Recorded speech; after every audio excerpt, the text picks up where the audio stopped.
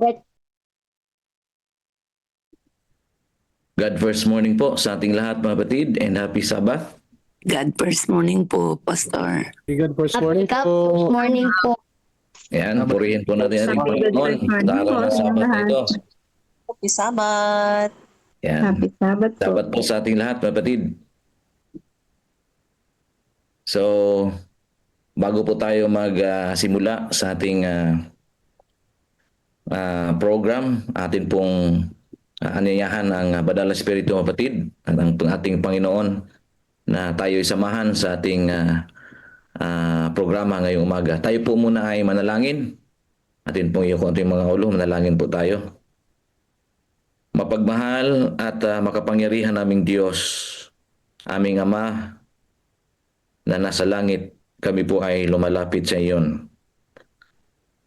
Sa umagang ito, sa araw ng Sabat, amin pong binabalik ang aming papuri, pasasalamat po sa inyo dahil sa inyong kabutihan at mga pagpapalang aming natanggap. Ama, sa umagang ito, amin pong inanyayahan inyong banal na presensya na kami po'y samahan at bigyan ng karunungan, kaalaman na sa aming pag-aaral ngayon, lahat ng aming mapakinggang awitin at mga salita na nagmumula po sa inyo, ito ay maging kalugod-lugod po sa inyong harapan at lalong-lalo na magiging gabay namin sa bawat araw na kami ay mamumuhay bilang isang mananampalataya. Sa umagang ito, kami po ay humihingi ng kapatawaran saan man kami nagkulang at nagkasala po sa inyo. Ito po ay aming hinihiling sa pangalan ni Jesus na aming tagapagligtas. Amen. Amen. Amen. Ayan. So, purihin po natin ang ating buhay na Diyos, mga kapatid, no? Dahil sa araw ng Sabat na ito, tayo ay makapagbigay papuri, no, sa kanyang pangalan sa pamamagitan ng ating mga pag-aral, no, sa umagang ito. Welcome po mga kapatid, no, sa ating platform, lalong-lalo na sa mga viewer natin mga kapatid, no, sa online, Facebook Live, sa YouTube. Welcome po sa ating lahat, lalong-lalo na sa atin dito ngayon, nandito sa platform na ito. So, hayaan niyo po akong basahin mga kapatid ang maunguna, no, sa programa natin ngayon. Ang magbabasa po mga kapatid ng ating Bible ay walang iba po kundi si Sister Elizabeth Pinafort. Ang kanyang babasahin mga kapatid ay Judges chapter 9. So, pwede na po nating ibigay sa kanya ang panahon para basahin ito. Sister Beth. Happy God first morning po sa lahat. So Morning tayo po. po ngayon sa Good first morning. mga hukom, chapter 9. Ito po ay mayroong 57 verses po. Ito po ang sinasabi, si Abimelech na anak ni Jerobaal ay nagtungo sa Sikem sa mga kapatid ng kanyang ina. At sinabi sa kanila at sa buong angkan ng sambahayan ng kanyang ina, sabihin ninyo sa pandinig ng lahat ng mga lalaki sa Sikem, alin ang mas mabuti para sa inyo na lahat ng 70 anak na lalaki ni Jerobaal ay mamuno sa inyo, o ang isa ang mamuno sa inyo, alalahanin din naman ninyo na ko ay inyong buto at inyong laman. At sinalita ng mga kamag-anak ng kanyang ina ang lahat ng mga salitang ito sa pandinig ng lahat ng mga lalaki sa Sikem. At ang kanilang puso ay sumunod kay Abimelech, sapagkat kanilang sinabi, siya'y ating kapatid. Kanilang binigyan siya ng 70 pirasong pilak mula sa templo ni Baal Beret, na siyang iniupa ni Abimelech sa mga taong bandido at mga palaboy na ang mga ito'y ang sumunod sa kanya. Siya'y naparoon sa bahay ng kanyang ama si Oprah at pinatay ang kanyang mga kapatid na mga anak ni Jerobaal na 70 katao sa ibabaw ng isang bato. Ngunit si Jotam na bunsong anak ni Jerobaal ay nalabi sapagkat siya ay nagtago. Lahat ng mga lalaki sa Shechem ay nagtipon-tipon pati ang buong Beth Millo. Sila'y lumayo at kanilang ginawang hari si Abimelech sa tabi ng ensena ng haliging nasa Shechem. Verse 8 o verse 7, nang ito ay napabalita kay Jotam, siya'y humayo at tumayo sa tuktok ng bundok Gerizim at pasigaw na sinabi sa kanila, pakinggan ninyo ako, kayong mga lalaki sa Shechem, upang pakinggan kayo ng Diyos. Minsan ang mga punong kahoy ay humayo upang magtalaga ng hari sa kanila. At kanilang sinabi sa puno ng olibo, maghari ka sa amin. Ngunit sinabi ng puno ng olibo sa kanila, akin bang iiwan ang aking katabaan na nakakapagparangal sa mga Diyos at sa mga tao upang makipagsayawan sa mga punong kahoy? At sinabi ng mga punong kahoy sa puno ng igos, halika at maghari ka sa amin. Ngunit sinabi ng puno ng igos sa kanila, aking bang iiwan ang aking katanisan at ang aking mabuting bunga at hahayo upang makipagsayawan sa mga punong kahoy? At sinabi ng mga punong kahoy sa ubas, halika at maghari ka sa amin.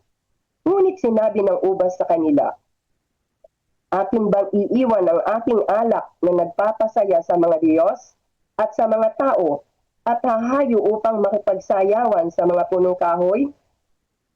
Pagkatapos ay sinabi ng lahat ng mga punong kahoy sa dawag, halika at maghari ka sa amin. At sinabi ng dawag sa mga punong kahoy, kung tunay na ako'y inyong itinatalagang hari sa inyo, pumarito nga kayo at manganlong kayo sa aking lilim. Kung hindi, hayaan ninyong lumabas ang apoy sa dawag at lamunin ang mga sedro ng Lebanon. Ngunit ngayon, kung tapat at matuwid ninyong ginawang hari si Abimelech, at kung nakitungo kayo ng mabuti kay Jerobaal at sa kanyang sambahayan, at kayo'y gumawa sa kanya ng marapat sa kanyang mga gawa, sapagkat ipinaglaban kayo ng aking ama at isinuong ang kanyang buhay at iniligtas kayo sa kamay ng Midian. At kayo'y bumangon laban sa sambahayan ng aking ama sa araw na ito, at pinatay ninyo ang kanyang mga anak na 70 lalaki sa ibabaw ng isang bato, at ginawa ninyong si Abimelech na anak ng kanyang asawang lingkod sa mga mamamayan sa Shechem, sapagkat siya inyong kapatid. Verse 19, kung tapat nga at matuwid na kayo'y gumanti kay Jerobaal at sa kanyang sambahayan sa araw na ito, magalak na kayo kay Abimelech at magalak naman siya sa inyo. 20, ngunit kung hindi ay lumabas ang apoy mula kay Abimelech at lamunin ang mga mamamayan ng Shechem at Millo, at lumabas ang apoy sa mga mamamayan ng Shechem at Millo at lamunin si Abimelech. 21, pagkatapos si Jotam ay tatakbong tumakas, nagtungo sa Beer at nanirahan doon dahil sa takot kay Abimelech na kanyang kapatid. 22, si Abimelech ay namuno sa Israel sa loob ng 3 taon. 23, at nagsugo ang Diyos ng isang masamang espiritu sa pagitan ni Abimelech at ng mga lalaki sa Shechem.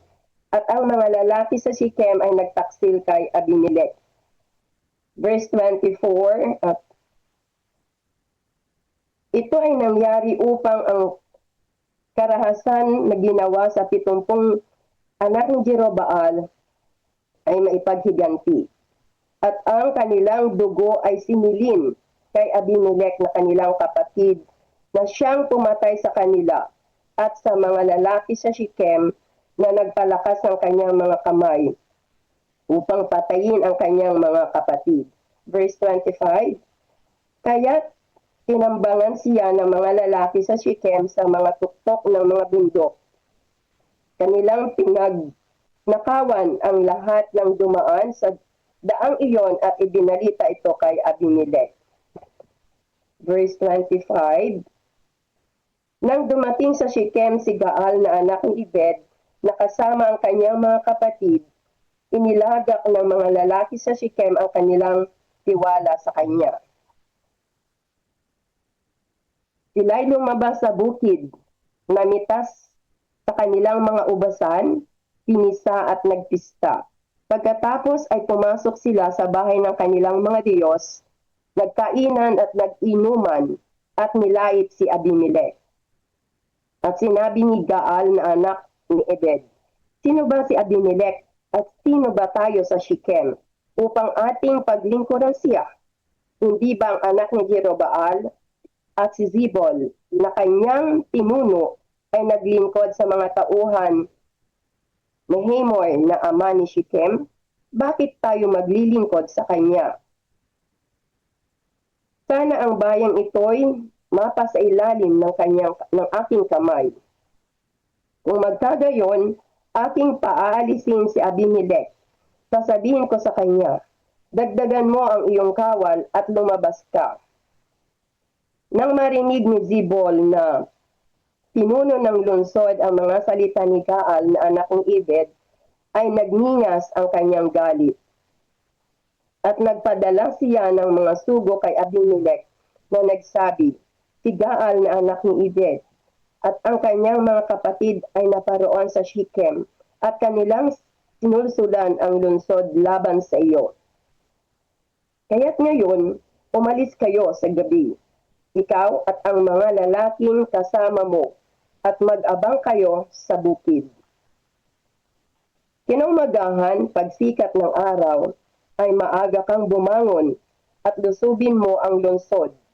Kapag siya ang mga taong kasama niya ay lumabas laban sa iyo, ay magagawa mo sa kanila ang hinihingi ng pagkakataon. Verse 34, kinagabihan si Abimelech at ang lahat ng 40 ng mga lalaking kasama niya ay nag-abang sa Shechem.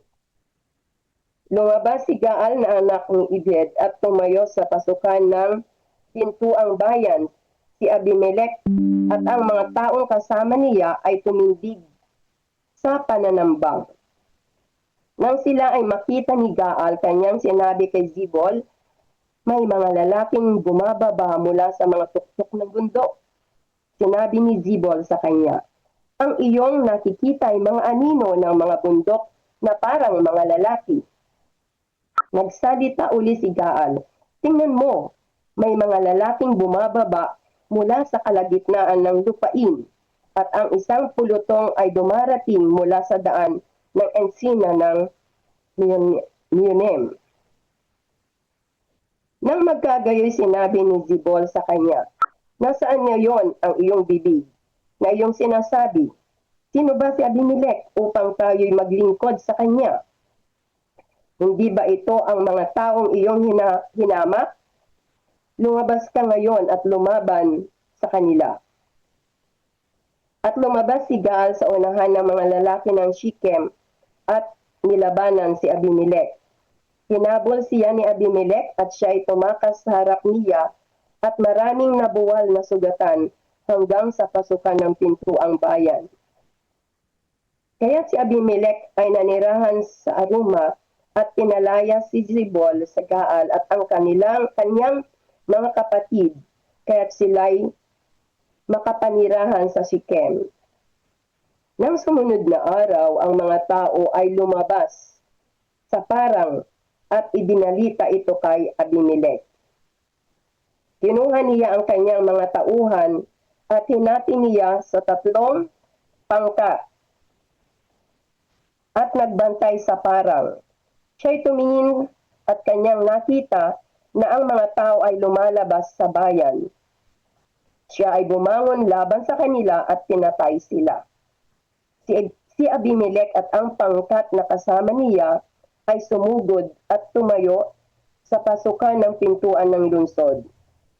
Habang ang 20 pulutong ay sumusugod doon sa lahat ng nasa bukid at sila'y pinatay nila. Lumaban si Abimelech sa lungsod ng buong araw na iyon. Kanyang sinakop ang lungsod at pinatay ang mga taong nasa loob niyon. Kanyang giniba ang lungsod at sinabuyan ng asin. Nang mabalitaan iyon ng lahat ng mga lalaki sa tori ng Shechem, pumasok sila sa kuta ng bahay ng Elberet.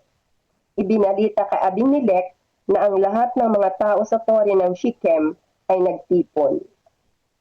Kaya't umakyat si Abimelech sa bundok ng Zalmon at ang mga lalaking kasama niya.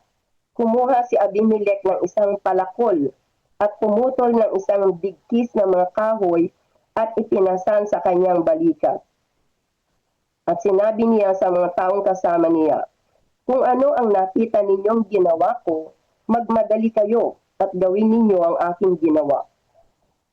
Kaya't bawat isa sa mga tao ay pumutol ng kanya-kanyang bigkis at sumunod kay Abimelech. Ipinaglalagay nila iyon sa kuta at sinunog ang kuta sa pamagitan niyon. Kaya't ang lahat ng mga tao sa tori ng Shechem ay namatay rin, na may 1,000 lalaki at babae. Pagkatapos ay pumunta si Abimelech sa Tebes at nagtampo laban sa Tebes at sinakop iyon.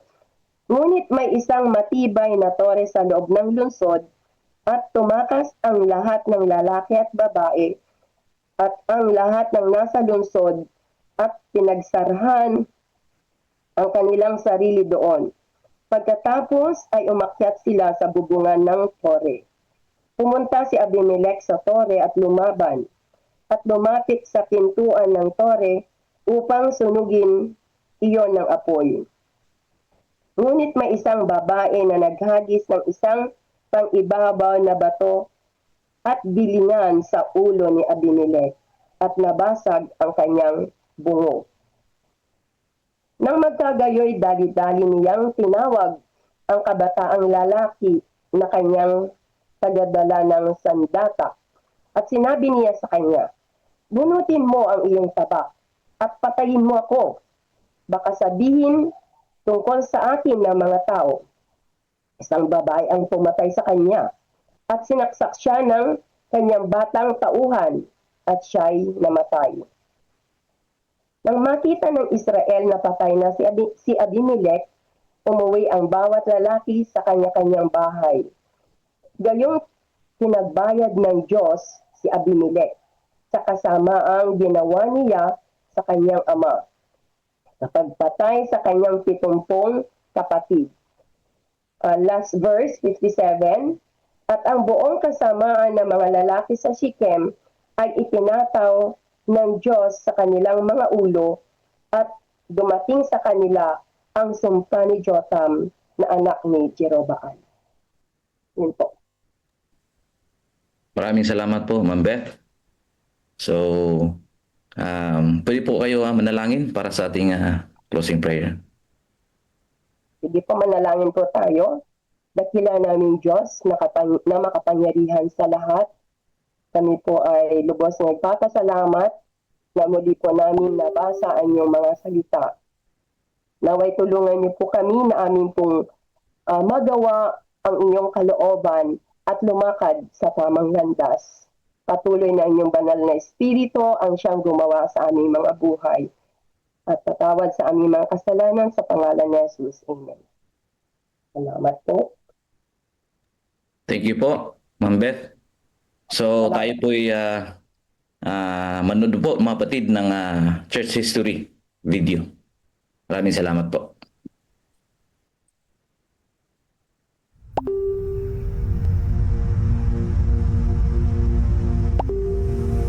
After Jesus returned to heaven, his disciples remained with the awesome task of taking the gospel to the whole world. Filled with the Holy Spirit, these men and women proclaimed the message they had received with boldness and power, reaching out to all corners of the then known world. But it was not without great opposition, first from the Jews, then from the Roman state. Many Christians were faithful to the point of death, suffering torture and humiliation from cheering onlookers at the Circus Maximus and Colosseum in Rome and throughout the empire. However, the blood of the martyrs only paved the way for the further spread of the gospel. After years of persecution by the Roman emperors, one of them, Constantine, professed conversion to Christianity in 312 AD. Now Christianity became popular, but it resulted in many pagan practices and symbols entering the church, particularly in Rome. The Bishop of Rome assumed more and more power and authority and began to oppose and oppress all who recognized Jesus alone as the head of the church and who accepted the Bible alone as the supreme authority. To escape this increasing persecution, God's true people withdrew to the wilderness areas of Europe. In northern Italy, the Waldenses took refuge in the mountains. While many were slain, the light continued to shine in the darkness. God was still in control, and he began to raise up men like Wycliffe, Huss, Tyndale, Luther, Calvin and Zwingli to stand for his truth. They stood for the Bible alone, faith alone and Christ alone. In 1798, in fulfillment of Bible prophecy in the book of Daniel, the religious and political supremacy of the Roman Church was temporarily reduced when General Berthier removed Pope Pius VI from his throne. Consequently, in the decades that followed, there arose a great awakening of interest in the prophecies of Daniel, and many were convinced Jesus was soon to return. In the United States, the Baptist preacher William Miller was joined by hundreds of other preachers in their expectation of the return of Jesus in 1844. However, when Christ did not return in 1844, further Bible study led a small group to discover that Christ's ministry in the heavenly sanctuary was an explanation for their great disappointment. They discovered that the Bible taught that the seventh day was the Sabbath that Jesus had set aside for his people. Slowly they came to understand that their mission was to preach the three angels' messages of Revelation 14. Their goal as Seventh-day Adventists was to preach with power the everlasting gospel and to prepare the world for Christ's return. More than 160 years have now passed, years that have brought 2 world wars, numerous military campaigns, financial depression, the rise of atheism and secularism, as well as a booming world population, with natural disasters increasing in frequency and intensity. Today, the Church's mission and message is more relevant and urgent than ever in its history. Jesus is coming soon, and the world must be warned. Prepare to meet your God. Yan, maraming salamat po. Ang ating magbabasa po ng ating devotional, lest we forget, ay walang iba kundi si Ma'am Lina Mesa. Atin pong ibigay ang pagkakataon po sa kanya. Nagpapalit po siya sa akin, si Mama, no? Okay po. Sige po, Sir Jim. Sige po. Ang pamagat po ng ating devotional reading ngayon ay pagsiyasat sa organisasyon ng Iglesia Unang Yugto. Ang ating key text ngayon ay matatagpuan sa Gawa 6:7. Patuloy na lumaganap ang salita ng Diyos at dumaming lubha ang bilang ng mga alagad sa Jerusalem. Ang paglago ay karaniwang isang magandang bagay, ngunit sa mga iglesia, ito at ang tradisyon na nangangailangan ng muling pag-isip sa mga instruktura na nagpapaintulot sa isang reliyosong katawan na magampanan ang kanyang tungkulin. Ganito ang nangyari sa Gawa 6, kung saan ang pagbabago ay humantong sa pagtatalaga ng mga diakono. Ang Seventh-day Adventist ay nakaranas ng dinamikong paglago mula nung ito'y nagsimula, ang panahon mula 1863 hanggang 1900, ay nakakita ng hindi pa na gaganap na paglawak ng denomination. Bagyang dahil sa organisasyong nito, ipinanganap ang Adventismo sa panahong iyon na may 6 na mga komperensya at 30 na mga manggagawa para sa evangelismo. Lahat ng matatagpuan sa Hilagang Silangan, bahagi ng Estados Unidos. Ang denomination ay lumabas sa panahong iyon na may 45 na local na mga komperensya at 42 na misyon na may 1,500 na manggagawa para sa evangelismo na nagkakalat sa buong mundo. Higit pa sa paglago sa sakop ng komperensya, ang sektor ng institusyon ng denomination ay mabilis ding umunlad. Sa pagitan lamang ng 1888 at 1901, ang bilang ng pangunahing institusyon medical ay tumaas mula 2 hanggang 24 na nagtatapos na may humigit kumulang na 2,000 na empleyado. Noong 1903, ang denomination ay mayroong 464 na mga paaralang Adventista mula sa elementarya hanggang kolehiyo na may 687 na mga guro at may kabuong bilang na 11,145 na mga mag-aaral. Bukod sa institusyong pangkalusugan at pang-edukasyon, isang patuloy na tumaas na bilang ng mga paglilimbag ang nagsimulang magsagawa ng kanilang mga operasyon sa buong mundo. Ang hindi pa nakakaranas sa paglago sa lahat ng bahagi ng iglesia ay nagdulot ng isang pangangasiwang sitwasyon na hindi kayang harapin ng organisasyon noong 1863. Mukhang kontento ang karamihan sa 2 antas ng mas mataas kaysa instruktura ng lokal na kongregasyon. Ngunit agad nilang natuklasan ang ilang mga problemang kasama nito. Isa sa mga ito ay ang sentralisasyon ng pagdedesisyon sa ilang tao na bumubuo sa maliit na executive committee ng General Conference. Hindi higit sa 8 miyembro bago mag-1897 nang ito'y maging 13. Bihira magpulong dahil dito karamihan ng malaking desisyon ay nakasalalay sa presidente ng denomination. Hindi rin nakakatulong na sina James White at George Butler ay may mga ugaling kontrolin ng lahat ng maraming bagay. Kaya isa sa mga patuloy na problema ng instruktura noong 1863 ay ang posibilidad na ito ay maaboso. Isang bagay na paulit-ulit na binanggit ni Ellen White bilang makaharing kapangyarihan pagdating ng 1900 na pagtanto na halos lahat ng pangangailangan para sa pagbabago. Ayon po sa ating binasa mga kapatid, ito po ay karanasan ng ating mga kapatid na ang sabi doon magsimula noong 1863 hanggang 1900 ay patuloy na lumaganap ang salita ng Diyos at yung volume ng mga kaanib at kaibigan, ito po ay dumami. Kasabay po noon mga kapatid, ay sila ay nagkaroon ng suliranin.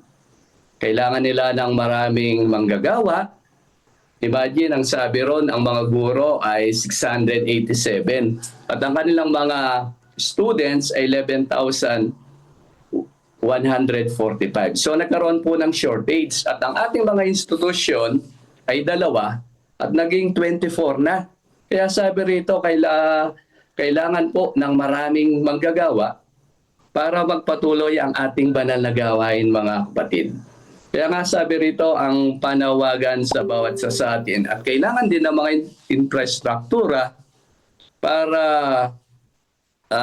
maano po ang ating mga pangangailangan. Kaya ang panawagan sa atin mga kapatid, still na kung ano ang panawagan noon, ay patuloy po nating suportaan ang ating banal na gawain, kahit na naman ang ating gender, babae man tayo o lalaki, anuman ang ating estado sa buhay, tayo man po ay mayaman o mahirap mga kapatid. At kung saan tayo na lugar mga kapatid, ang panawagan sa atin ay tumulong tayo at suportahan ang banal na gawain. Dito po tayo sa CLPM mga kapatid.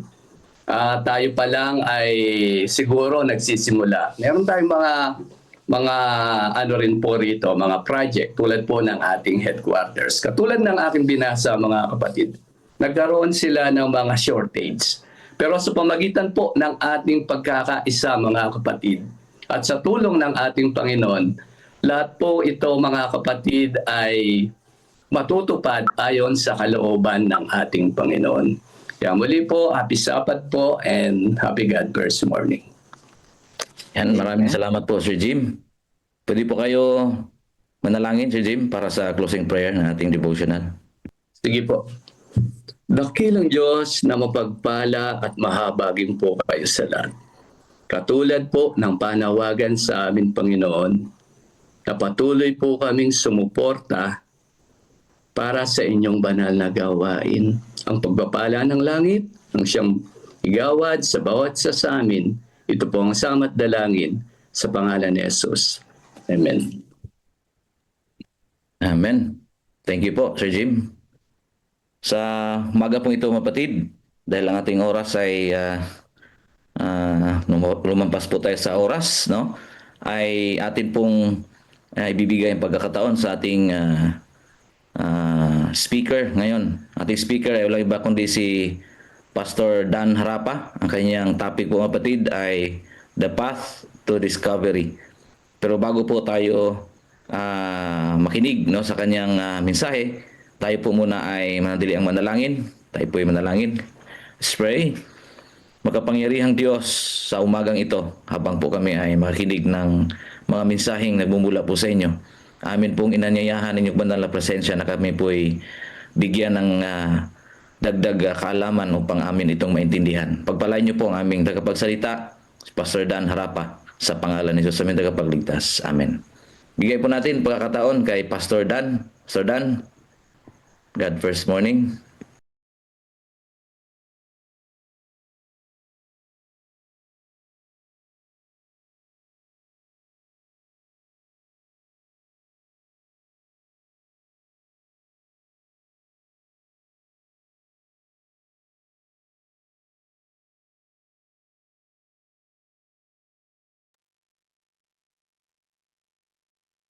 Pastor Dan Harapa.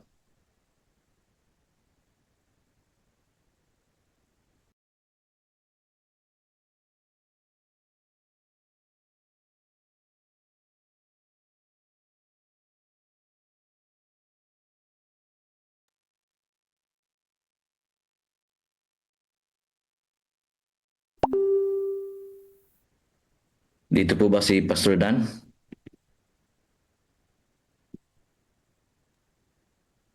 Wala po si Pastor Dan. Wala po yata si Pastor Dan.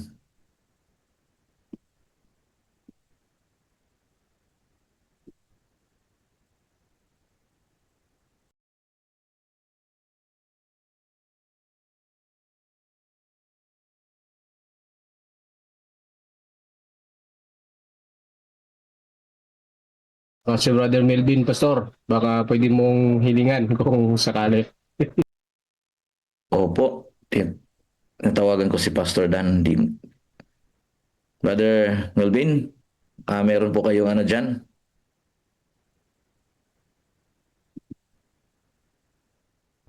Sandali lang po. Kakakapi ko lang yung ating mga question po. Sandali. Thank you, thank you.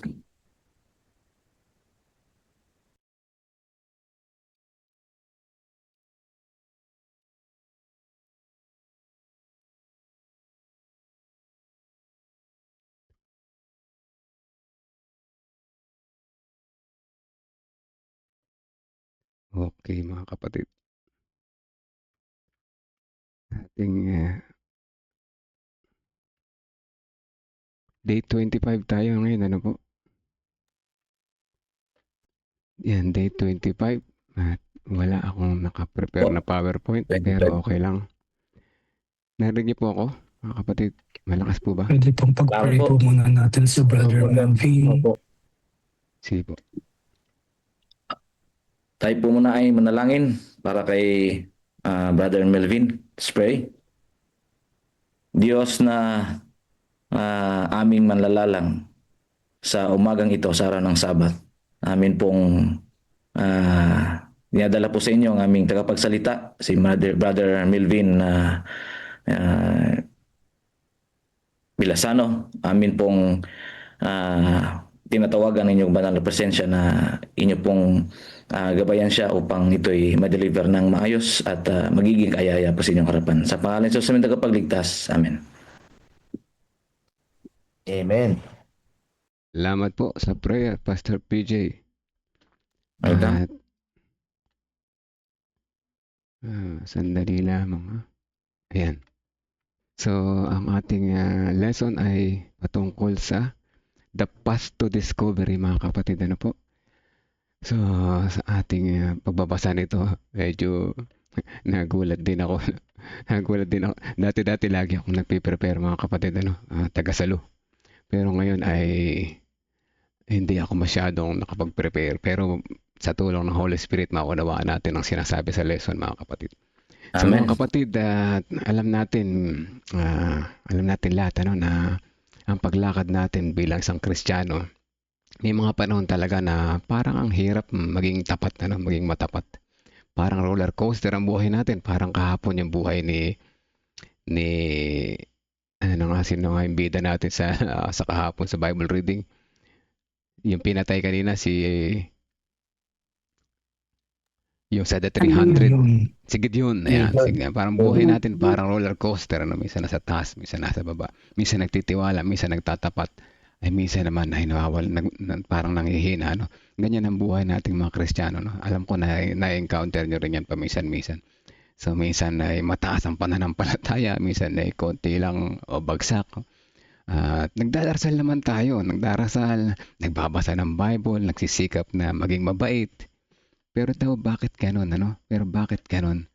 Bakit parang hindi nagtatagal ang ating pananatili o ating victory, Bakit kaya? Yan ang sabi sa lesson.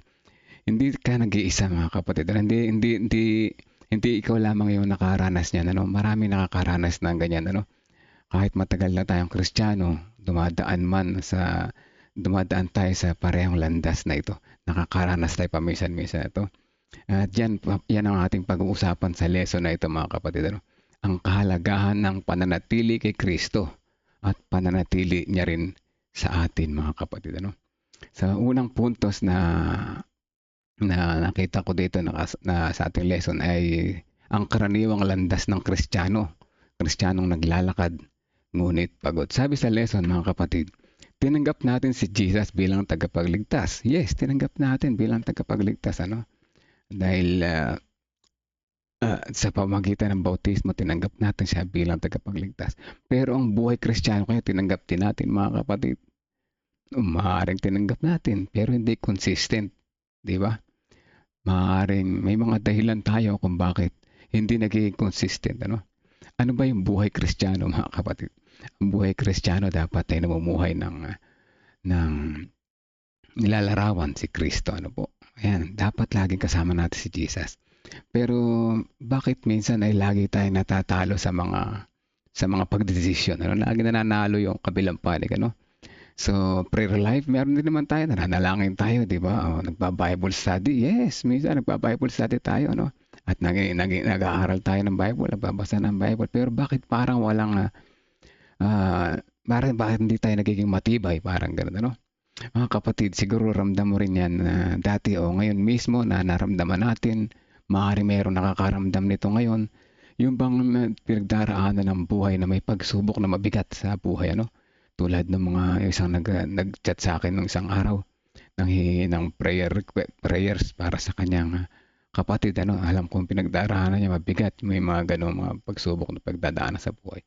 Minsan mararamdaman natin, magdududa tayo, mananalangin tayo, sabihin natin, bakit ganun nangyayari sa aking buhay? Alam niyo kung anong nangyayari na minsan napapagod tayo, nadi-discourage. Pero ang maganda, mga kapatid, hindi doon nagtatapos yung kwento, mga kapatid. Kagaya nga, sabi nga kanina, parang roller coaster. Hindi doon nagtatapos yung kwento.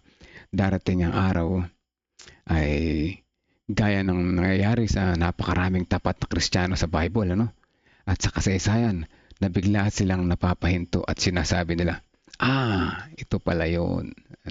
Na-discover mo bigla kung bakit nangyari yung mga bagay na yon, na kung bakit ipinahintulot ng Panginoon yung mga bagay na yon. Ayun ano, ayan, bigla mo na lang maiisip na madi-discover mo kumbaga no, na kung bakit yun pala ang gusto ng Panginoon. Parang yung nangyari sa akin mga kapatid ano.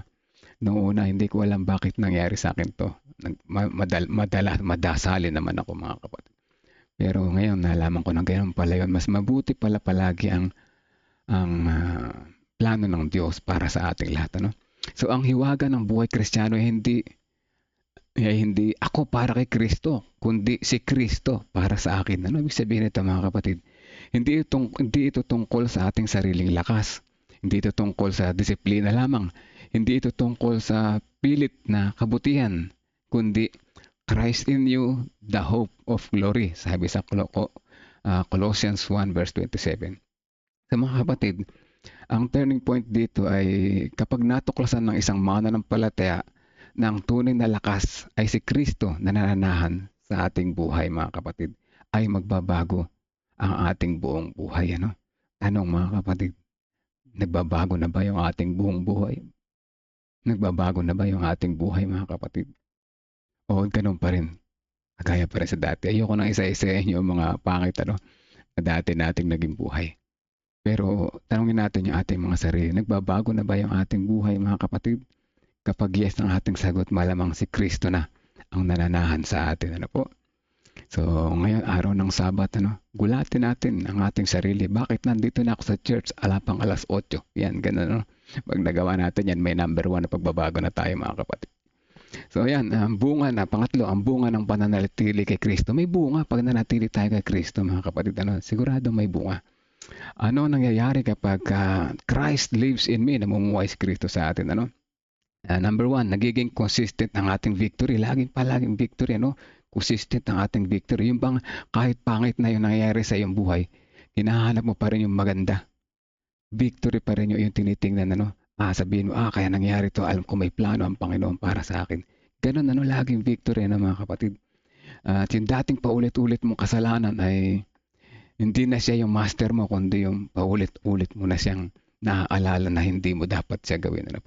Pangalawa, nagiging simple ang pagsunod. Yes, magiging simple ang pagsunod mga kapatid. Hindi parang mabigat yung ating pagsunod.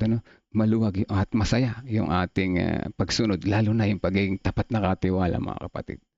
Ayan, kung naranasan mo na maging maluwag yung pagiging tapat na katiwala, ay malamang ay nandiyan na. Nandun ka na sa point na si Kristo na ay namumuhay sa iyo mga kapatid. Pangatlo, nagiging malaya ang paglilingkod. Yes, malaya ang paglilingkod. Hindi pressure, hindi napipilitan mga kapatid. Malaya, masayang maglingkod. Sa kahit ano pa mang paraan at oras, panahon, ay masaya naglilingkod. Pang-apat, nagiging matatag na kagalakan. Hindi nakadepende sa sitwasyon mga kapatid. Kasi ganito eh. Hindi pwede kasi ganito. So lahat dapat ay nakadepende sa iyong masayang paglilingkod. Magiging matatag yung kagalakan.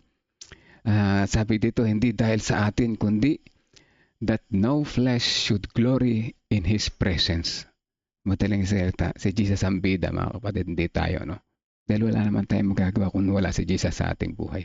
Pang-apat, so part 4 na ito, point 4 na ito. Bakit ito napakahalaga ngayon? So bakit napakahalaga ngayon? Because Jesus is coming soon mga kapatid. Kailangan na siya ay mamuhay sa ating buhay, sa ating puso. Willing siyang pumasok, lagi lang siya kumakatok, hindi siya papasok ng kusa. Sabi sa mga previous lessons natin ng mga previous days, hindi siya papasok ng kusa. Siya ay maghihintay, kakatok, at maghihintay na papasukin natin siya. Sabi sa 1 John 3 verse 2, kapag siya ay nagpakita, tayo ay magiging gaya niya. Kita mo nga po. Ibig sabihin kapag siya nagpakita, meaning nakita natin siya. Tinignan natin siya mga kapatid. Hindi mo siya makikita kung hindi mo siya titignan. So tayo daw ay magiging gaya niya. Ibig sabihin pinapasok natin siya sa ating buhay, sa ating puso. So gusto ng Diyos na hindahan niya tayo. Hindi lang sa kaalaman, sa karunungan, hindi lang sa doktrina, kundi karanasan ng pamumuhay na tunay na katulad ni Jesus. Hindi nagmumura, hindi gumaganti, hindi nagtatanim ng galit, hindi nagpadala sa tukso. Nakatawa ako kaunti dito sa hindi nagmumura. Ako ay may nalulungkot. At merong Adventist na kabataan, ano? At ngayon ay nasa public school na. Narinig daw siya ng isang Adventist na dati niya ring kaklase. Aba, malutong na magmura. Sabi ko, pambihira, sa halip na ito ay maging example ng ating mga kapatiran. Dapat ito ay napag-usapan tuloy namin mag-asawa. Sinong may sala dito, mga kapatid? Yung bata, yung nature, o yung magulang, ano?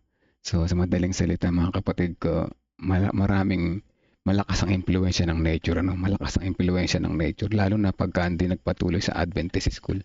At kaya dapat ay magpatuloy sa Adventist school sana, no, ating mga anak. Pero may part pa rin ang magulang, at higit sa lahat, may part yung bata. Kasi siya yung nagde-decide, ano? Siya yung nagde-decide. So, hindi ito kaya ng sariling lakas. Hindi kaya na ni sino man, ano? Tayo nga matatanda na natutokso pa rin. Pero yung bata pa kaya, hindi, ano? So, pero kaya ni Jesus, ano? Pag siya ay nasa atin, mga kapatid, magagawa natin ito. Hindi tayo magaganti. Tulad nung sa previous lesson, no? Yung pagganti. Kahit na ba tayo ay, kumbaga, tayo ay napaka mapagpakumbaba, bigla na lang may nangyari at gusto nating gumanti, ano? Bakit ganyan ang likas ng tao, gustong gumanti, no? Gustong gumanti.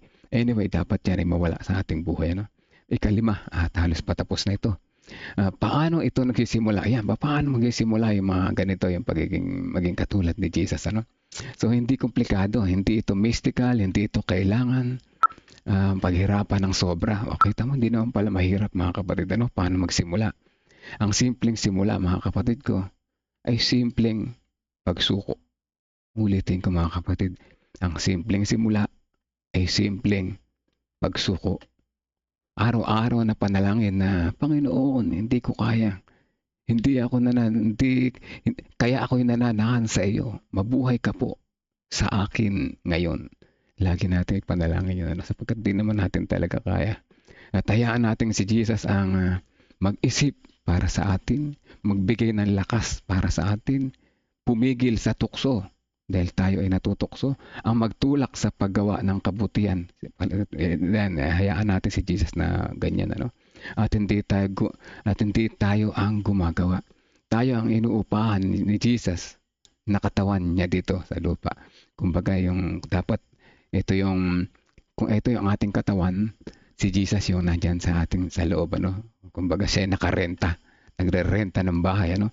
Tayo yung bahay, tayo yung kanyang katawan. Sa pagtatapos, mga kapatid, mga minamahal, ang tunay na tagumpay at tunay na kagalakan, tunay na kabanalan ay nagsisimula sa simpleng katotohanan, mga kapatid ko. Christ did it all, ano? Ang kailangan natin gawin ay siya ay isuko natin ang ating sarili para siya ay manguna sa ating buhay. At kung siya ay gumagawa sa atin, siya rin ang dapat maparangalan. Kita mo, hindi tayo dapat maparangalan, ano? Sa ating mga puso, sana sumigaw tayo araw-araw. Hindi ako, kundi si Kristo. Kaya pagka minsan may nagpapasalamat sa akin sa mga natutulungan ko ng kaunting bagay, sabi ko, sa Diyos ang kapurihan, kapatid. At ako ay kanyang instrumento lamang, ano po. So kapag dumating siya, si Jesus, kapag dumating na, tayo pag dumating siya sa ating buhay, tayo tulad na magiging katulad niya, no? Dahil araw-araw namumuhay tayo na siya ang nananahan sa atin. So mga kapatid, kung nais nating maranasan ang buhay Kristiyano hindi pagod, hindi pa bago-bago, hindi roller coaster, hindi losers o hindi talunan, abay lumapit tayo kay Jesus ngayon at sabihin, Panginoon, manahan ka po sa akin. Ang buhay ko po ay sa iyo. God first morning po sa ating lahat. Amen. Amen. Praise the Lord po. Amen. Salamat sa Brother Melvin. Palaging handa. Amen. Thank you. So, mga kapatid, tayo po ay dadako na po sa ating breakout room. Ang ating prayer focus po, mga kapatid, no, mamaya pagkatapos ng ating mga pasasalamat, reflection, mga testimonies, ay gawin natin yung panalangin. Yung ating prayer focus ay walang iba kundi ang ating mga nasa media ministries, no, sa radio, TV, sa digital mapatid, no? Lalo na yung ating mga namumuna sa CLPM. So, ang ating question po mapatid, no, na ating i-discuss sa ating room ay una, sabi dito ay ilahad ang landas na kadalasang tinatahak ng mga Kristiyano na nakadiskubre ng katotohanan ng si Kristo sa inyo ang pag-asa ng kaluwalhatian. Then pangalawa na tanong, paano nga mababago ng pag-unawa at pagkaranas ng katotohanan ito ang buhay kay Kristo or buhay Kristiyano. Yan. So, yan po ang ating question mapatid nating pag-uusapan sa ating room. So, tayo po ay dadako na mapatid no, sa ating breakout room. Ano oras po tayo babalik? May po, 30 minutes po tayo mapatid, no? Maiksi po yung pastor nung nakaraan, nagreklamo yung mga tao. Maiksi lang ba? Hindi nakapanganalangin. So tayo ay babalik mapatid mga 5:30. Okay lang po ba yun? Ayun, maganda yan. 5:35? Maganda yan. Sapat na po yan. 5:25 Sige to po. 5:30. Pwede na po. Sige po. Maraming salamat po. Sige po. Salamat po, pastor.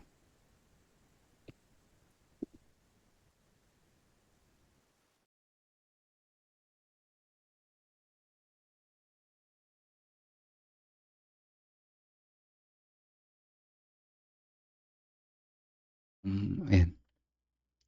God first morning po, mga kapatid. God first morning po. Ayun, Ma'am Jocelyn, God first morning po sa Morning iyo. po. Sino ang gusto mag-lead sa ating breakout room? Morning, Baka Sister kasi- Rhea. Hello, ate. Happy Sabbath. Happy Sabbath po dyan sa inyo. Sabbath. Bakit wala akong... Ayun. Ayan. Meron po ba tayong kasamang pastor?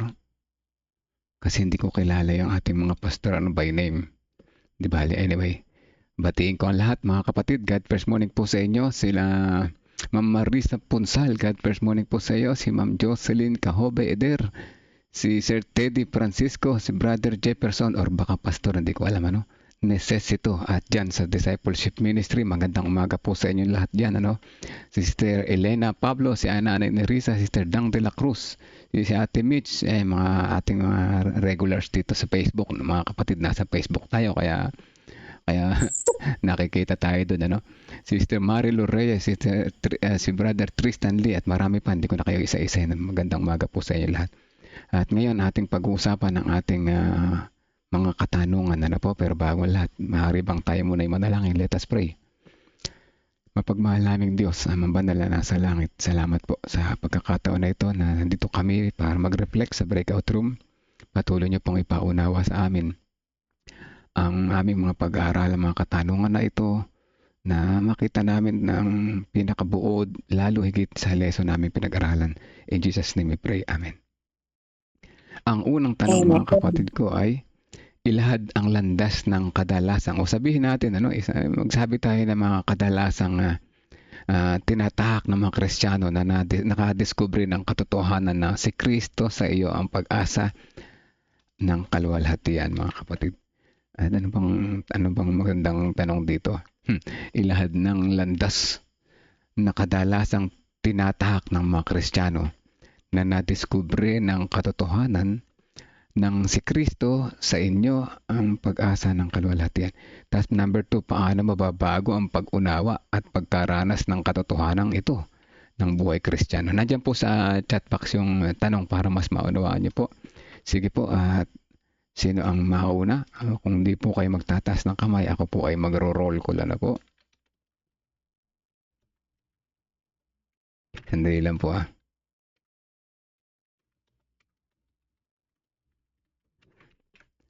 Ang hirap sagutin ito para sa paano kung sasagutin yung mga karanasan ninyo, kaya dapat yung mag-share ng karanasan ninyo,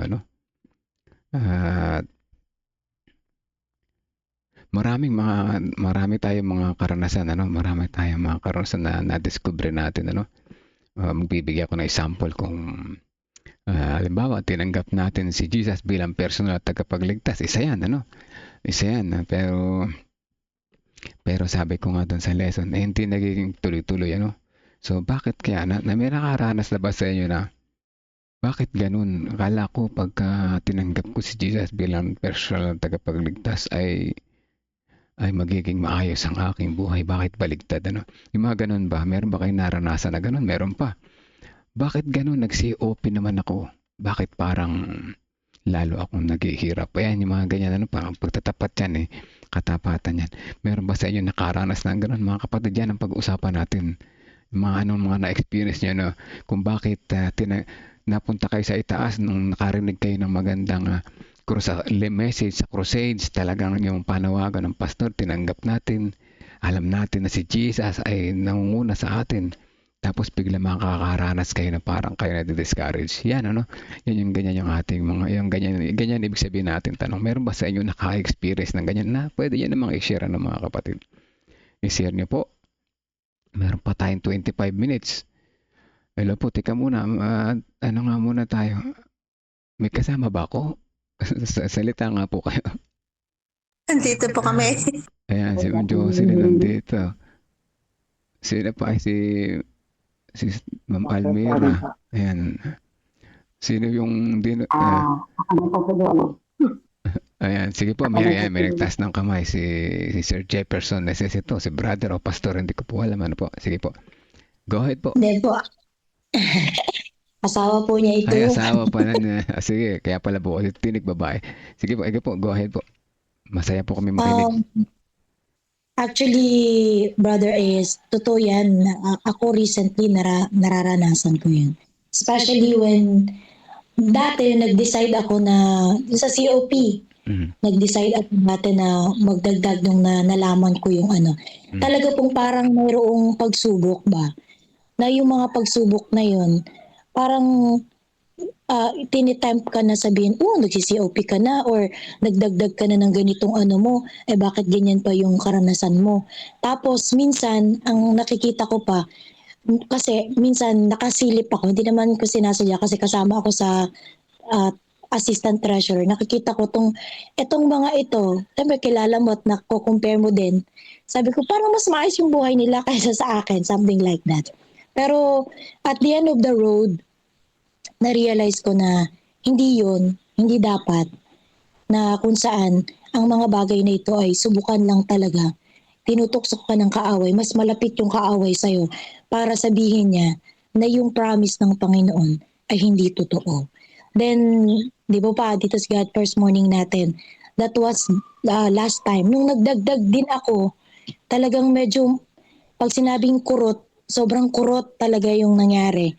Pero sabi ko, Panginoon, parang bumabalik ako ulit doon sa pakiramdam na gano'n, na yung mga taong ganito, mas okay sila, something like that. Tapos nagkaroon kami ng problema dito sa church. Nakaka-stress din kasi minsan, something like that. Pero salamat sa Panginoon kasi po, nandun siya. Talagang isusuko mo yung sarili mo sa Kanya. Sasabihin mo, Panginoon, hindi mo talaga kaya. Kasi kapag naroon yung sarili mo na, ay, mas mabuti ako kaysa sa kanila. Pag nagsabi ka ng gano'n sa sarili mo, talagang ida-down ka. And at the same time nga, si Taning talaga, yung kaaway natin, siya talaga yung kaaway. Minsan naging instrument lang yung nasa paligid natin para i-pull down ka niya. Kaya sabi ko, Panginoon, minsan sinasabi ko, ay nako, nandito na naman siya. Alis, alis, alis. Sabi ko, ginagano ko po yung sarili ko kasi talagang dapat maramdaman mo na yung tukso nandiyan. Kasi pag hindi mo pa aalisin, ay ida-down ka po niya talaga.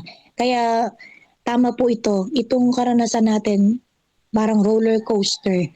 Kasi minsan, nananaig yung feelings natin ba, yung feelings, yung personal natin, na dapat yung Panginoon, yung manaig sa buhay po natin. So yun po yung karanasan ko na maiksi, hindi na detailed. At salamat sa Panginoon kasi yung healing is there. Kasi sa tulong niya, Panginoon, sabi ko, alisin mo to. Kasi minsan dumarating yung point na parang gusto ko mag-reason out dun sa isang kapatid na ba't mo ko ginaganyan? Ba't nyo kami ginaganyan? Something like that. Parang nagre-rehearse ako sa bahay. Tapos pagising ko sa umaga, parang yun na naman yung iniisip ko. Then I said, Lord, alisin mo ito. Then sabi ko, salamat sa Panginoon kasi po, basta nung Sabado, naramdaman ko ay receive healing. Yun po yun. Salamat po sa Panginoon. Amen. Ngayon, ang ganda na shinare ni Mama, no? So, totoo yun. Si Satan kasi malakas manukso yan, malakas mandaya. Dinadaya tayo niyan talaga palagi, ano? Tulad na sinabi ni Mama, no? Nandun na nga siya sa point na gano'n, tapos biglang dadayain ka. Ay, yung sabi ni Jesus, dito yan. So, may maaaring yung narinig mo ay ano lang yan, bodo lang yan. Ako po, wag tayo magpapadala, no? Wag tayo magpapadala sa mga ganyang mga pandaraya. Ayan, nagtataas ng kamay si Sir Teddy Francisco ba to? At saka si Ma'am Almira kanina. Sige, unahan ko na si Sir Teddy Francisco, si brother o baka pastor. Hindi ko po alam pa. Sige po, go ahead po. Share po. Happy God first morning po, Brother Melvin. Ano po ako? Ordinary member lang. Ako po ay converted Adventist din. At nung ako ay ma-convert, ay nasa stage ako ng kabataan. Medyo challenging kasi nga po. Bilang kabataan na muhay doon sa dating buhay na gano'n, alam naman natin, tapos ay biglang nagbago na maging Adventist na maraming bawal, maraming hindi dapat gawin na dating ginagawa. Pero nung una, dahil nga po sinunod namin yung aming ina na nagbalik siya, dati siyang Adventist, nagbalik at nung magpa-rebaptize siya ay sumama kaming lahat, kami mga anak niya, na ang tanging layunin lang namin ay sumunod. Hindi namin ganong naunawaan yung aral. At nung nandun na kami nung nandun ako sa sitwasyon, di ko na iyan mga kapatid ko, nung nandun ako sa sitwasyon na buhay Adventista, ay nakita ko na medyo mabigat talaga, lalo na dun sa araw ng Sabat. Dahil nagtatrabaho po ako na may Sabado, tapos anong bata pa kami, tatrabaho kami tapos hindi na nakapagtrabaho. Ngayon, tinutokso ng mga kapitbahay, lalo na mga kamag-anak namin na kami raw ay maghihirap dahil nga napaloko sa ganong pananampalataya. Pero yung nanay ko ay nagtapat, patuloy na nagtapat. At hanggang sa nakita ko yung kaibahan pag nagpapatuloy. At tunay nga po na ang gaya ng sinasabi sa Revelation 12:17, alam naman po natin lahat yan, na the more na sinusunod natin yung kalooban ng Diyos, galit na galit si Satan. Opo, yung sinabi doon na nagalit ang dragon sa mga nalabik. Kaya nga po, ang buhay ng isang mananampalataya ay talagang masasabi po natin na hindi ganun kadali.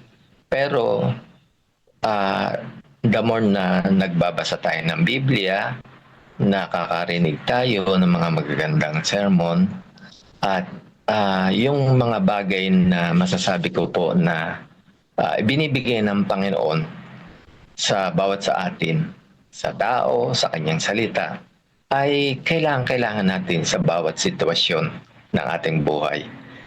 Meron po akong karanasan na yung aking mga kamag-anak, gaya na sinasabi ng kapatid kanina, na bakit nga ba the more na sumusunod ka, parang mas mahirap ang buhay mo compare doon sa iba na masasabi naman natin na hindi ganon na nagtatapat o gumagawa pa nga ng mga hindi tama. Alam naman natin na yung pong karanasan ni Job, yun po ang isa sa napakagandang tingnan ng bawat sa atin, dahil lahat po niyan ay nasulat, yung mga karanasan para sa ikatututo natin. Ano po? Alam natin karanasan ni Job na sa kabila ng siya ay nagtapat, pero napakaganda yung pananampalataya niya. Sabi niya hubad akong lumabas sa bahay bata ng aking ina, hubad din akong babalik doon. Ibig sabihin, mga kapatid, wala naman tayong tinaglay na anuman nung sinilang tayo sa mundong ito. Anuman ang ibigay o kamti natin sa mundong ito, mabuti man o masama, sabi nga ni Job doon sa asawa niya, tatanggap pa tayong mabuti sa Panginoon at kahit tatanggap ng masama o hindi niya ipapahintulot yung mga bagay na masabi natin pangit sa atin o masama o malungkot o kabiguan. Pinapahintulot po ng Panginoon yun para i-mold tayo. Sabi nga doon sa ating mga nakaraang lesson, ay ang ginto ay nakikita yung pagiging pure nun kapag nakita na nung nagpapanday yung mukha niya doon sa ginto. At alam po natin na si Jesus yun, na pagka si Kristo ay nakita na sa buhay natin bilang mga mananampalataya ay na tayo, na purify na niya tayo.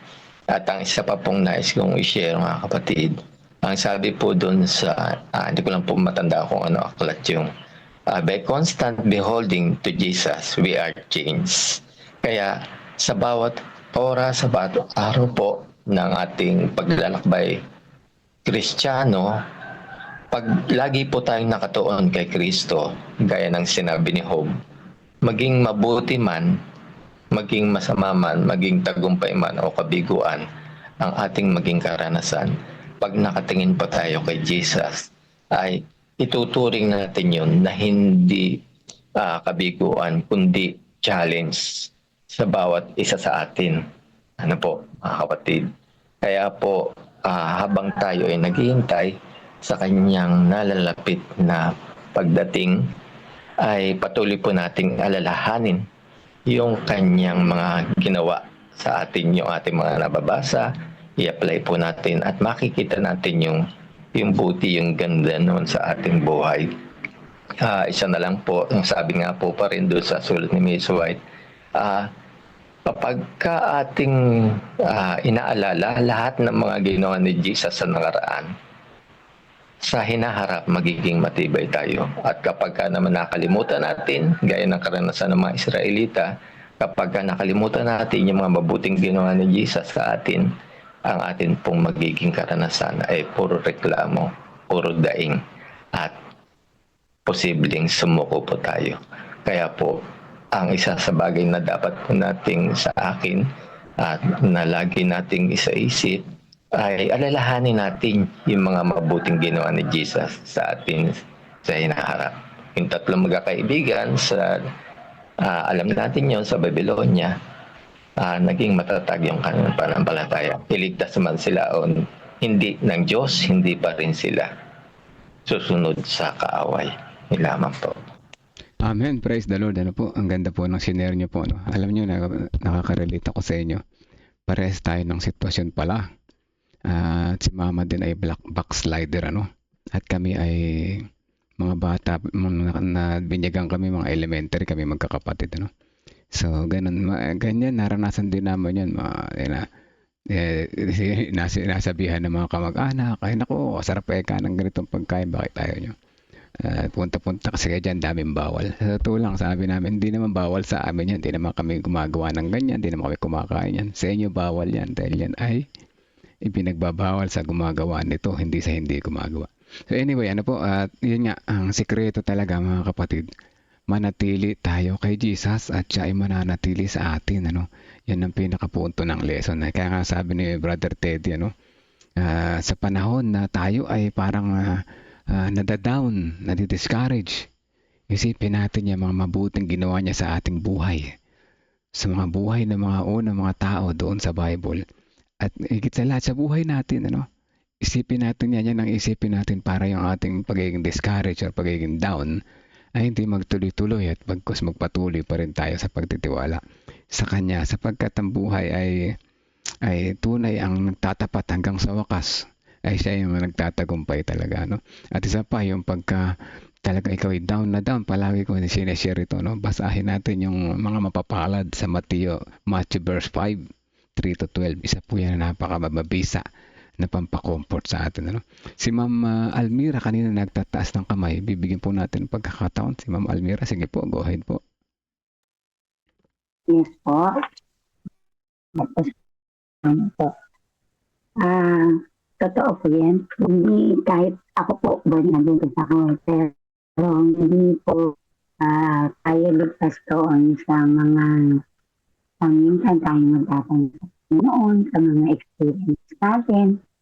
Mga po ay mag-decide na mag-missionary sa Panginoon. Missionary po ako ng Philippine Country Mission Settlement po. Ako ay teacher sa isa at mga paaralan. Akala ko po ay dahil nagpasya akong maglingkod sa Panginoon ay yung mga magulang ko magiging masaya. Ay hindi po pala. Nandun na hindi ako pinimitan ng nanay ko ng ilang panahon. Kasi po teacher ako eh. So, inisip niya, malaki magiging sweldo ko sa public school. Kasi nagparangking po ako sa public school. At napakalaking struggle po. Pero, pag may mga panahon na nanghihina po ako, ay purihin po ang Panginoon dahil kapag ako ay parang ayaw ko po bang pumunta sa church. Ganun. Naririnig niyo po ba ako? Okay. Ako po ay nananalangin ng matuloy sa Panginoon. Sabi ko, Panginoon, pakayin mo po ako. Nanghihina po ako. Hindi ko po kaya. So, yun po yung mga talagang ang Panginoon ay napakabuti. Dahil hindi na po ako pinabayaan. Sa mga panahon na ako ay nanghihina, ay lagi na po akong inaakit. At meron po siya mga ginagamit ng mga tao para po ako ay patuloy na palakasin. Pabuti po yung meron tayong mga spiritual mentor na tumutulong sa atin para pag tayo ay nanghihina, sila yung magpapalakas ng ating pananampalataya. Yung po aking auntie na siya lagi yung umaakay sa akin dati sa pananampalat ngayon ay siya pa rin ang patuloy na nagpapalakas sa akin. At may mga kaibigan din po ako na talagang as panahon na spiritually down ay sila yung nagbibigay ng mga encouragement. At kaya talagang nagpapasalamat po ako sa Panginoon dahil hindi ko po naranasan, hindi niya pinaranas sa akin na sa panahon na ako ay nanghihina. At nagko-question po ako sa kanya. Pero hindi po ako nagda-doubt doon sa mga promises niya. Kahit sa panahon na ako ay nagtatanong, Panginoon, bakit? Kahit na po nitong nag-decide ako na mag 10%. May mga pagkakataon na very tight po yung budget, no po. Sabi ko, Panginoon, magtatapat pa rin ako sa iyo. Kasi ito po ay commitment ko. Ito ay pasasalamat ko sa iyo. So, hindi po ako pinabayaan ng Panginoon. Laging may providence siya. Hindi niya hinahayaan na yung aking mga doubts magpatuloy sa doubt na po. Kaya purihin po ang Panginoon sa kanyang kabutihan. Amen. So ayan yan ang ating mga karanasan. Minsan nadidiscover talaga natin na meron talaga mga bagay na nagpapadown sa atin, pero madidiscover natin minsan kaya na hinahayaan ni Jesus na mangyari yan dahil meron siya mas magandang plano. Pero huwag tayo makapasiguro, baka mamaya manatili tayo sa down. Wag pag nakita natin yung down, isipin agad natin, si Satan ang gumagawa nito kaya ako nagda-down. Satan, go away, we don't need you in our life. Ganun na po. So yan, salamat po sa pag-share.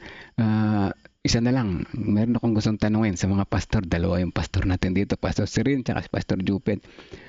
Gusto ko lamang itanong, sa mga pastor ba nakakaranas din tayo ng parang ups and downs? Nakakaranas din ba tayo ng down o discouragement sometimes? At minsan nadidiscover natin na ganito pala kung bakit ako nakaranas ng down. Pastor, meron po bang gusto mag-share sa dalawang pastor natin? Kasi alam natin na ang pastor dapat ay ito, isa yan sa mga nagbibigay sa atin ng mga comfort pag tayo ay down. Ano? Kaya po bang mga pastor ay nakakaranas din? Ano? Pastor Jupet. Good morning po. Good morning po. First morning. Lahat. Okay pa yung audio? Okay po, malinaw po. Okay. Yan po, human as we are, talaga po ay nandyan po yung ups and down, mga kapatid. Pag yung pastor magsabi na ako, wala talaga, matatag ako palagi. Purihin ng Panginoon o di kayo hipokrito siya.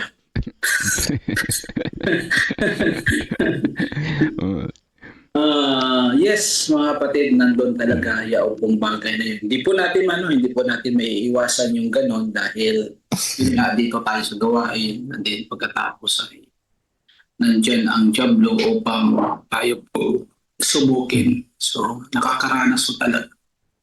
Dito lang sa distrito ko ay for almost a year talagang down ang spirit ko dahil po sa yung distrito ayaw mag-cooperate sa programa na dapat na mangyayari. Kaya lang mga kapatid ay sabihin po natin na matigas-tigas talaga. So, minsan yun ang nagbibigay ng contribution sa atin na tayo po ay, ano ba ito? Talaga bang tinawagan ako dito sa lugar na ito? O di kaya nagkamali ako na bakit nandito ako? Pero mga kapatid, kung patuloy lang po na magtiwala sa Panginoon, later on makikita mo rin na nilagay talaga ako ng Panginoon dito kasi may purpose ang Panginoon. So yun po, katulad din ng ibang mga propeta ng unang panahon, there are ups and downs, may mga stresses sila. More sa modern times ay talagang nararanasan niya ng inyo pong mga manggagawa. Maraming salamat. Amen. So yan, narinig niyo mga kapatid, walang exempted dito, walang exempted. Ang pinakamahalaga tinuturo sa atin sa lesson na to ay patuloy tayong manatili kay Jesus dahil siya ang mananatili din sa atin. Yung mga downs na yan, makaka-recover tayo, mapunta ulit tayo sa ups, po. So ayan, nakakaranas tayong lahat, Kaya wag kayong magtataka kung bakit kayo nakakaranas ng down. Dahil as human, as we are, sabi nga ni Pastor Jupet, makakaranas tayo at makakaranas sapagkat nandito tayo sa libutan na puno ng kaguluhan, kalituhan, kasalanan, Pero ang maganda, si Jesus ay palaging nasa tabi natin, mga kapatid. So yan, ang oras, dadagdagan ko ng 4 minutes. Sino pa po? Meron pa po ba? At mabilis lang. Sige po. Meron pa? Wala, nag-amen lang. Sige po, tayo mananalangin, mga kapatid. Pastor Jupet, pwede po ba kayo sa adoration, confession, and thanksgiving? Ako na po bahala sa supplication. Sige po, tayo po yung manalangin. Sige po, silent prayer muna tayo 30 seconds. Pag humina na yung audio, diretso na po kayo manalangin. Let us pray, mga kapatid.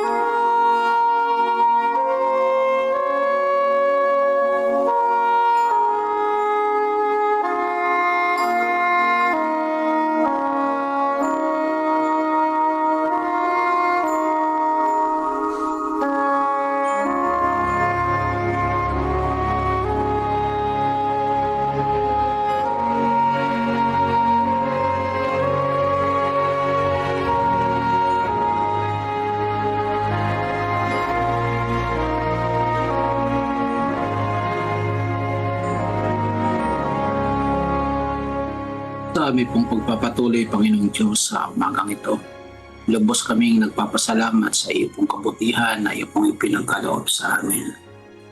Ikaw ang Diyos na siyang makapangyarihan sa lahat. Ikaw ang Diyos na siyang mabuti. Naranasan namin, Panginoong Diyos, ang iyo pong pagliligtas. Bukod doon, Panginoong Diyos, sa umagang ito, hinihiling po namin ang paglinis sa aming pong buhay. Kami po'y patawarin kami sa aming pong kasalanang nagawa. Ang aming pong isipan ay ito po'y mapunan ng kapangyarihan ng Banal na Espiritu. Hayaan ng Panginoong Jesucristo ang siyang nasa puso't isipan po namin upang mailahad namin ang kabutihan niya. Gayon din naman, Panginoong Diyos, kami po'y nagpapasalamat sa buhay at kalakasan na hanggat sa mga oras na ito ay amin pong naranasan, Panginoon. Ikaw ang Diyos na siyang mabuti. Ikaw ang Diyos na nakakaalam ng lahat ng mga bagay. Kaya Panginoon, kapurihan at pagpapasalamat ang aming pong binabalik sa iyo dahil ikaw ang Diyos na nagmahal sa amin. Ito po ang aming dalangin sa pangalan ni Jesus na Pagligtas. Sa pagpapatuloy po, O Ama, sa aming panalangin, narito po ang aming mga kahilingan. At ang una, ang aming prayer focus, ang media team, media ministries, lahat na nagsasagawa ng mga digital ministries, ang Hope TV, kaya din ang Radio TV sa buong CLPM at ganoon din sa aming buong bansa at ng buong nasyon at buong mundo. Ay patuloy niyo pong samahan at maging example at maging daluyan ng pagpapala ng inyong mensahe ang aming mga ministry na ginagawa sa online, lalo na sa online platform na ito. Hindi lamang makapagbigay ng refreshment para sa mga iba, kundi kami rin sa aming mga members.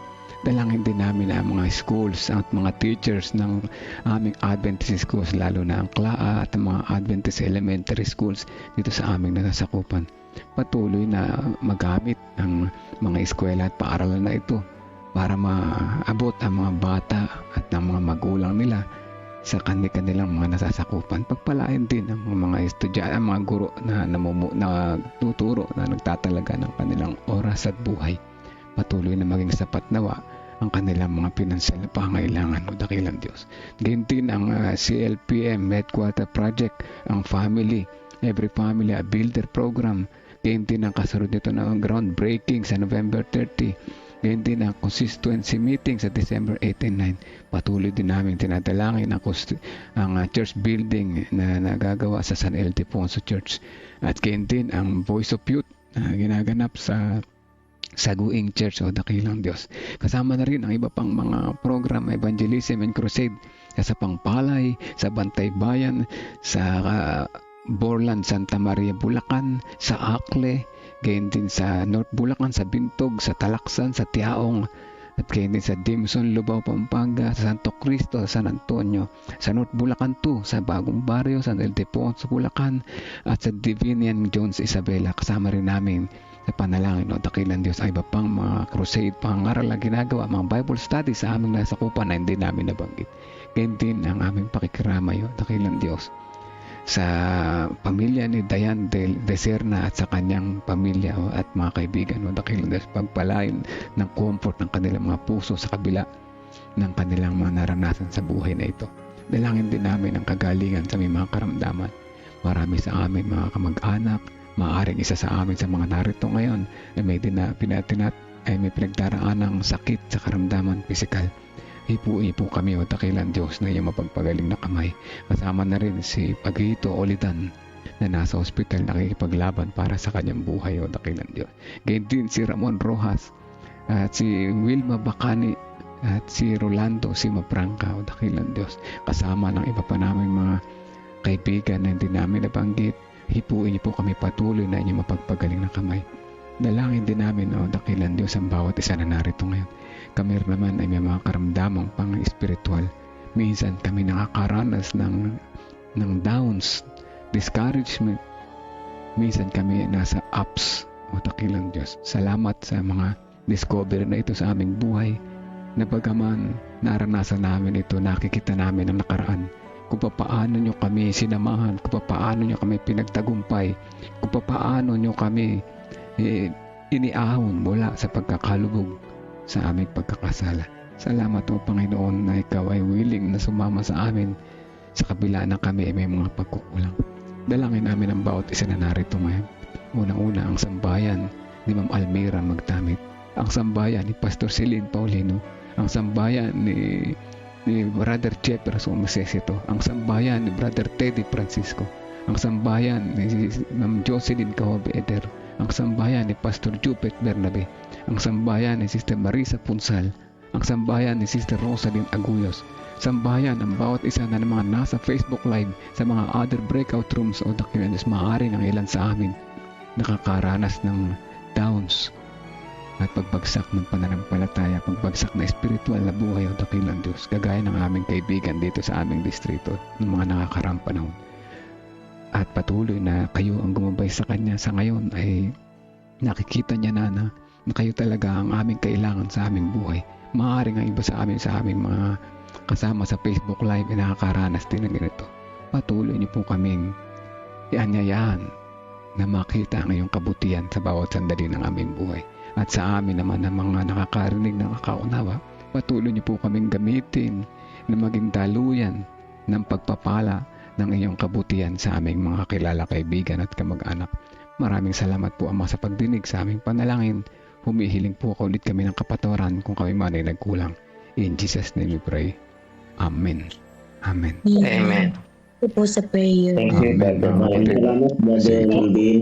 Na-promote na naman ako. May tumawag naman sa akin, pastor. Hindi po ako pastor, mga kapatid. Ako po ay regular member lang. Isang katiwala, isang servant ng Panginoon. Salamat po. Salamat. Salamat po. Babalik tayo sa breakout room, sa main room. Tayo ay maghintay doon. Malamang nandun na sila at matatapos na rin yung oras. Sige po, salamat sa pakikisa. Salamat sa lahat. God bless mo rin po.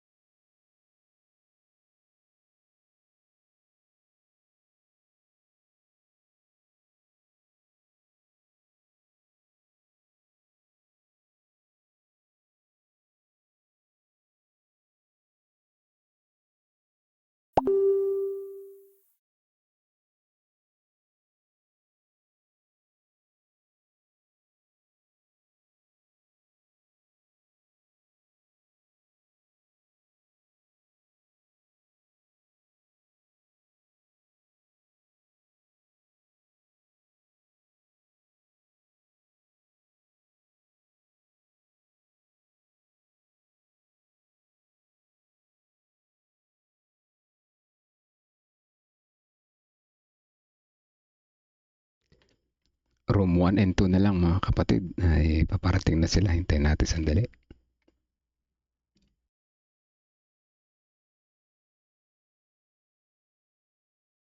"5:30 na pala."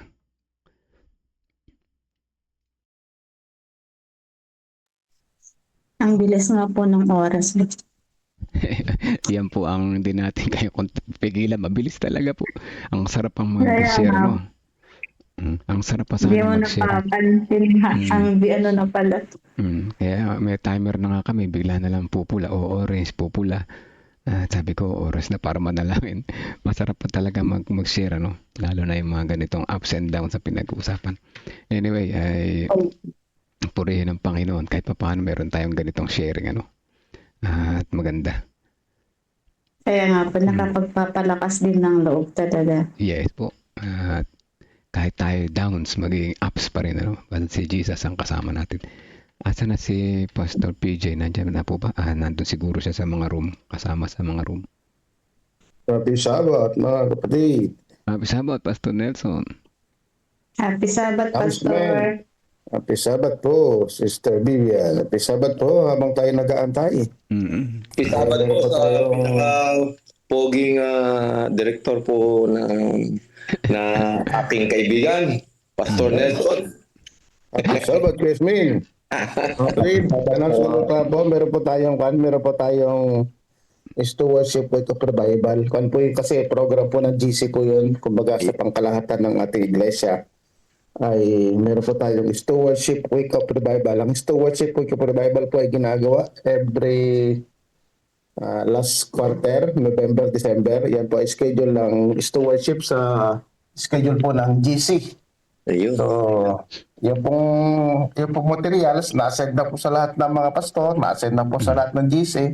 Ayun. So, nandun na po yung mga kapatid, 7 topics po yun. Ang team po natin ng Stewardship Week of Revival ay God First, My Lifestyle.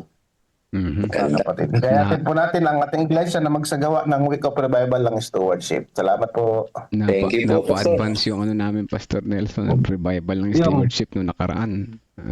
2 months ago. Pero anyway, uulitin namin. Maganda, bago naman yung lesson. Maganda po yung mga topic ngayon kasi may lifestyle po yun. It covers po yung time, health, sa tithing, yan po, mission, 7 topics po yun iba-iba. Opo. At sige, sikapin natin mapatin, di makapatin. Back to you, Pastor PJ. And dito sila lahat na close. Ayan. So, maraming salamat. Talagang kulang po ang oras. Sabi ko sa'yo, May Pastor. nabutan ng oras. Tama po kayo, Brother Melvin. Sunod siguro, baka natin, extend pa natin. Thank you po. Oh, sige po. So- Pastor, pwede ko ba i-play na yung ating... Apo, sige po. Sige po. Ang misyon ay hindi natatapos sa ating mga iglesia. Ito ay patuloy na isinasabuhay sa ating mga tahanan, sa ating mga komunidad at sa bawat puso na nagmamahal sa Diyos. Ngayon, tinatawag tayong lahat na makiisa sa isang dakilang adhikain. Building up for mission. Ang Central Luzon Provinces Mission ay naglulunsad ng isang pambihirang pagtutulungan, ang CLPM Headquarters Development Partnership Campaign. Hindi lamang ito tungkol sa pagtatayo ng isang gusali, kundi sa pagtutulungan ng mga anak ng Diyos upang itayo ang tahanan ng misyon. Isang lugar kung saan uusbong ang mga programa, manggagawa at paglilingkod para sa kaharian ng Diyos. Sa ilalim ng unang pamamaraan na tatawaging 5,000 Families for the Mission Home, inaanyayahan ang bawat pamilya na maging katuwang sa gawaing ito bilang isang Mission Home partner. Layunin nating magkaisa bilang isang malaking pamilya sa pananampalataya. 5,000 pamilya na magpapahayag ng pagsuporta sa pamamagitan ng 1,000 piso bawat buwan sa loob ng isang taon. Ang bawat pamilya ay maaaring makibahagi sa iba't ibang paraan. Una, sa tithes and offering envelope na ilalagay sa others bilang CLPM Headquarters Project. Sa bank deposit o CLPM online giving, at ikatlo sa payroll deduction para sa mga CLPM workers na nais ding maging kabahagi sa programang ito. Ang mahalaga ay sama-samang paglahok dahil sa Diyos, bawat pamilya ay mahalaga. Bilang pagkilala, ang bawat Mission Home Partner ay tatanggap ng Mission Home Partner Plaque at ang kanilang mga pangalan ay itatala sa Wall of Faith ng bagong CLPM Headquarters. Ang mga iglesyang magpapakita ng lubos na pakikibahagi ay kikilalanin bilang Faith Builder Churches. Sa bawat quarter, tayo ay magtitipon sa pasasalamat upang ipagdiwang ang mga kwento ng pananampalataya sa mga panalangin ng pag-asa at ang kabutihang ginawa ng Diyos sa ating kalagitnaan. Ito ay higit pa sa proyekto. Ito ay pagkakaisa. Higit pa sa kontribusyon, ito ay partnership sa misyon ng Diyos. Building up for mission, every family a builder.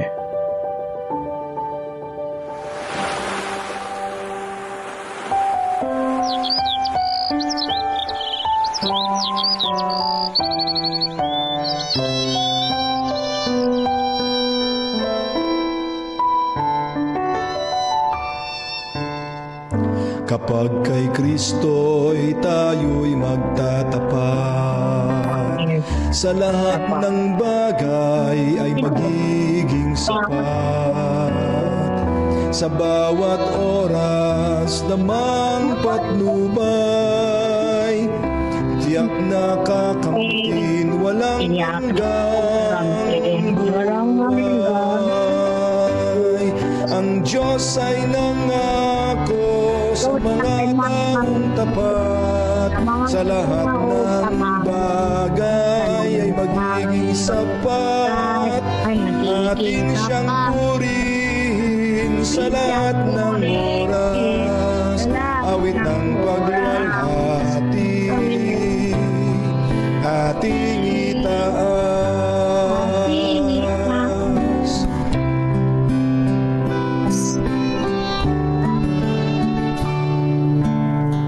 Si Kristo ang ating gawing Panginoon,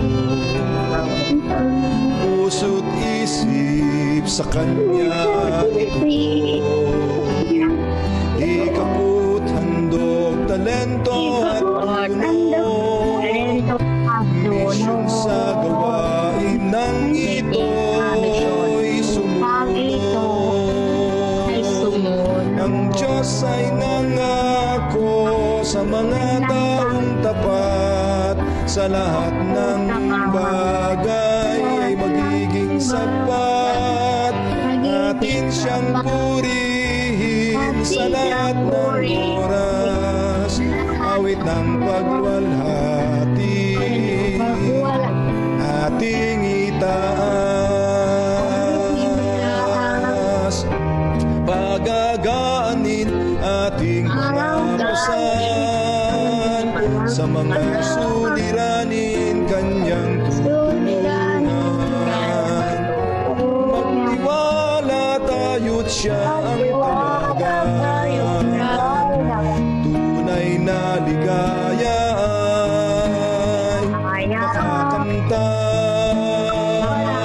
Ang Diyos ay nangako sa mga taong tapat. Sa lahat ng bagay ay magiging sapat.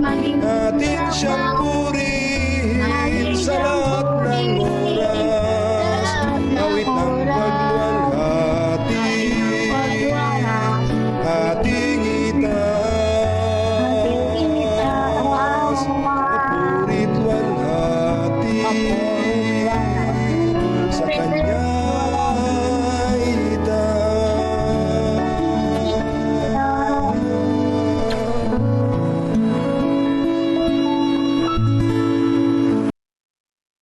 Brother Melvin, closing prayer.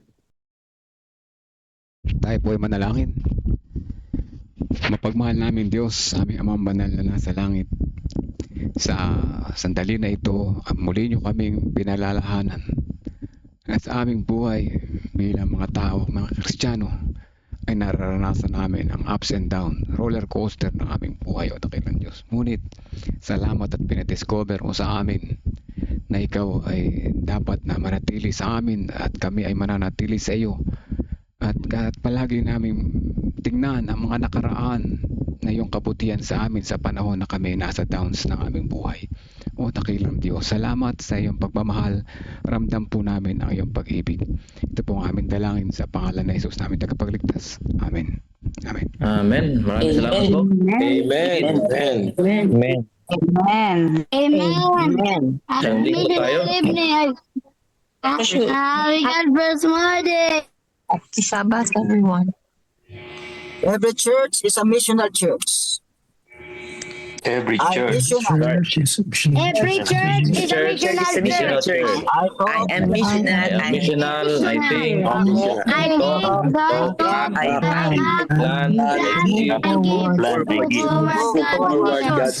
LBM, we will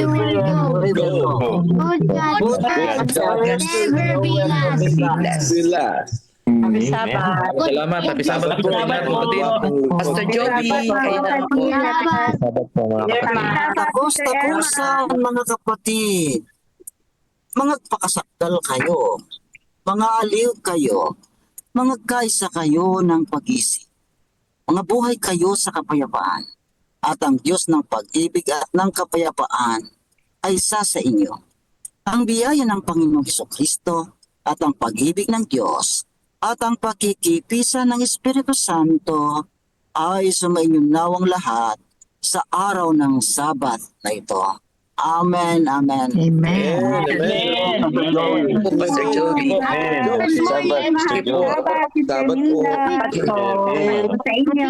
Thank you. Sabat, happy Sabat. Ingat-ingat po sa lahat ng mga nakapagpapagpapla. Ingat-ingat. Happy Sabat. Happy Sabbath. God bless. Brother Melvin. Happy Sabbath. God bless po sa inyo. Si Brother Tony. Thank you. God bless. Nakamute ka, Brother Tony. Nakamute ka. Sa outer space. See you later, Sakla. Naku, patay tayo dyan. Yo, Sakla. Marami na nag-invite pero may conflict schedule, Brother Tony. Titignan natin kung sino magtatagumpay. Di ba area 4 ka? Hindi, area po. Kala ko yung sinasabi ni Brother Edmond na ano. Na ano yung Brother Hindi, area 4 na yun. Hindi, area 3 kami. November Area 2 kami. Next week pa yun, brother. Okay. Next week pa yun, November 30. Sa 30 Ay, pala, nasa Baguio ako November next 30. week. Nasa ASI convention naman ako next week.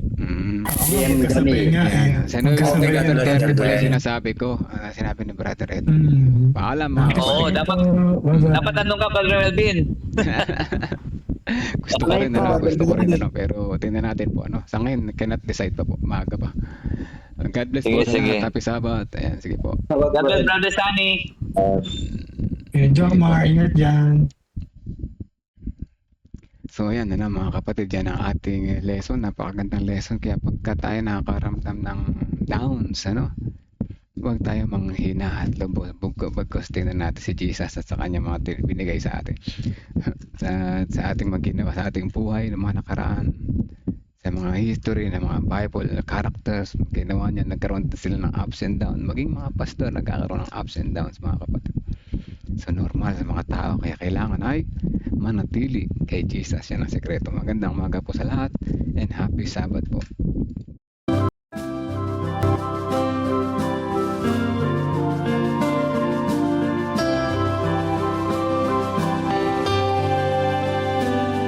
I hear the voice of Jesus calling.